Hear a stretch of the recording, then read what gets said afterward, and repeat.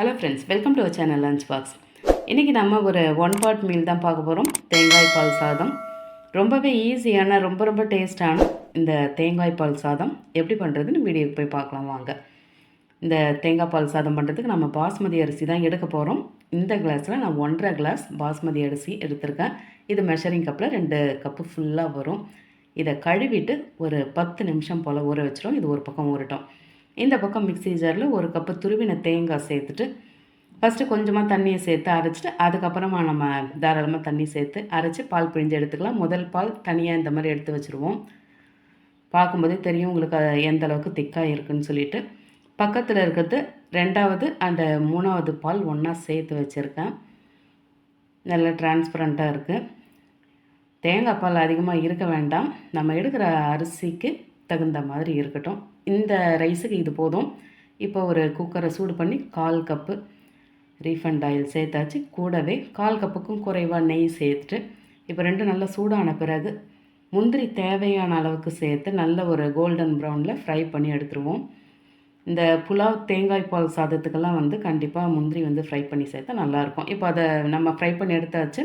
இப்போ 3 பட்டை, 5 ஏலக்காய், 5 கிராம்பு சேர்த்து நல்லா பொரிய வச்சுட்டு 1 கப்பு வெங்காயம் நல்லா மெலிசாக கட் பண்ணி சேர்த்து இதையும் நல்லா சாஃப்டாக வதக்கி விட்டுக்கலாம். உங்களுக்கு இன்னும் இந்த மராட்டி மொக்கு, பிரியாணி இலை இதெல்லாம் சேர்க்கணுன்னாலும் நீங்கள் சேர்த்துக்கலாம். இப்போ இதுக்கு நம்ம 6 பச்சை மிளகாய் சேர்க்குறோம். கீரி போட்டு சேர்க்குறோம். இதுக்கு வேறு எந்த காரமும் சேர்க்க போகிறதில்ல. நம்ம சேர்க்குற இந்த பச்சை மிளகாய் காரம் மட்டும்தான். இப்போ இந்த பச்சை மிளகாய் வதங்கினதும் 1 ஸ்பூன் இஞ்சி பூண்டு பேஸ்ட்டு சேர்த்து அதே நல்ல வாசனை வர்ற அளவுக்கு கலந்து வதக்கி விட்டுக்கலாம். ஆனால் கலர் மாறக்கூடாது. ஏன்னா அந்த தேங்காய் பால் சாதம்னு சொல்லும்போது அது நல்லா அந்த பளீர் ஒயிட்டில் இருந்தால் தான் நல்லாயிருக்கும். இப்போ ஒரே ஒரு கைப்பிடி புதினா, ஒரே ஒரு கைப்பிடி கட் பண்ண கொத்தமல்லி சேர்த்துட்டு அதையும் நல்லா கலந்து வதக்கி விட்டுக்கலாம். இதுக்கு இஞ்சி பூண்டு பேஸ்ட்டு சேர்க்க விருப்பம் இல்லைனாலும் அதை விட்டுடலாம். டேஸ்ட்டு மாறாது, நல்லா தான் இருக்கும். இப்போ ஒரே ஒரு குட்டி தக்காளி மெலிசாக கட் பண்ணி சேர்த்துட்டு, அதாவது இது நல்லா கலர்ஃபுல்லாக இருக்கணும். நல்லா ஒயிட்டாக ப்ளைன் ஒயிட்டில் இருக்கிற இது ரைஸுன்றதால எல்லா கலரும் சேர்ந்தால் நல்லாயிருக்கும். அதனால் நம்ம ஒரு குட்டி தக்காளி சேர்க்குறோம். அதையும் லைட்டாக வதக்கிட்டு இப்போ நம்ம பால் எடுத்து வச்சுருக்கிறத அளந்து ஊற்றிக்கலாம். இது 2ஆம் பால் 3ஆம் பால் ஃபஸ்ட்டு நம்ம சேர்த்தது. சாதாரண தண்ணி 1 கப்பு சேர்த்தாச்சு. ஆக மொத்தம் இப்போ நம்ம 3 கப்பு சேர்த்துருக்கோம். இன்னும் 1 கப்பு திக்கான பால் இந்த பால் கொதித்த பிறகு நம்ம ஊற்றுவோம். இப்போ ஒரு முறை நல்லா கலந்து விட்டுக்கலாம்.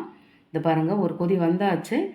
இப்போ நம்ம ஃபஸ்ட்டு எடுத்து வச்சுருக்க அந்த திக்கான பாலை சேர்த்துட்டு அரை முடி எலுமிச்சப்பழம் பிழிஞ்சு விட்டு உப்பு தேவையான அளவுக்கு சேர்த்து இந்த முறை நல்லாலாம் கொதிக்கக்கூடாது. லைட்டாக கொதிக்க ஸ்டார்ட் ஆனதும் நம்ம ஊற வச்சுருக்க அரிசியை சேர்த்துக்கலாம்.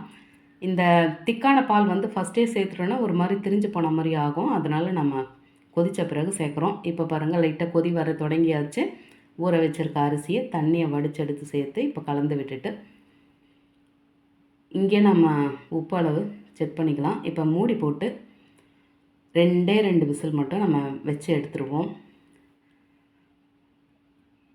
முதல் விசில் வந்தாச்சு, 2வது விசிலும் வந்தாச்சு. இப்போ அந்த ஸ்டீம் அடங்கின பிறகு நம்ம ஓப்பன் பண்ணி பார்க்கலாம். இதோ பாருங்கள், நம்ம சேர்த்துருக்க அந்த தண்ணி அளவு அவ்வளோ கரெக்டாக போயிடுச்சு. பொரித்து வச்ச அந்த முந்திரியை சேர்த்துட்டு இப்போ அப்படியே பொறுமையாக நம்ம எடுத்து விட்டு கலந்து விட்டுக்கலாம். துளி கூட அடி பிடிக்கலை. அப்படியே நம்ம எடுத்து இன்னொரு பாத்திரத்தில் சாய்ச்சோன்னாக்கா அல்வா மாதிரி அப்படியே விழுந்தது. ஒரே ஒரு அரிசி கூட இதில் வீணாகலை. இது ஆறின பிறகு இன்னும் நல்ல உதிராக நல்ல பொலன்னு கிடைக்கும். நம்ம தேங்காய் பால் சேர்க்குற எந்த ரைஸாக இருந்தாலும் அது குழஞ்சி போகவே போகாது. நேரம் ஆக ஆக ஒரு மாதிரி இறுகி போயிடும். அதனால் நம்ம தைரியமாக தண்ணி சேர்க்கலாம். இதே அளவு சேர்க்கலாம். இதை பாருங்கள், பார்க்கவே நல்ல சூப்பராக இந்த சேமியாவை உடச்சி போட்ட மாதிரி இருக்குது பாருங்கள். நல்ல மெலிசாக. இதில் எந்த மிளகாத்தூளும் நம்ம சேர்க்கலை. வாசனைக்கு எந்த மசாலா தூளும் சேர்க்கலை. வெறும் பச்சை மிளகாய் மட்டும்தான் சேர்த்துருக்கோம். ரொம்பவே மைல்டான ஒரு சாதம் இது. பசங்க ரொம்ப ரொம்ப விரும்பி சாப்பிடுவாங்க, அடம் பிடிக்காமல் சாப்பிடுவாங்க.